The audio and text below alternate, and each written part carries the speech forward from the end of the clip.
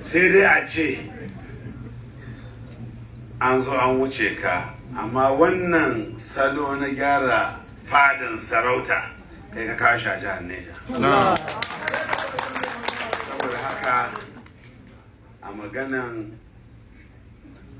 tsari da salo na abin da sarauta ya gada da abin da sarki da basaraki zai yi, kai ne na farko.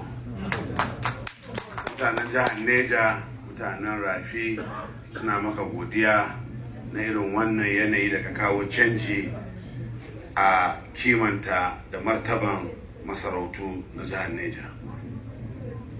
Mai martaba, bayan haka a yanda siyasa ya gada, dole mu dinga numfasawa muna jin numfashin juna.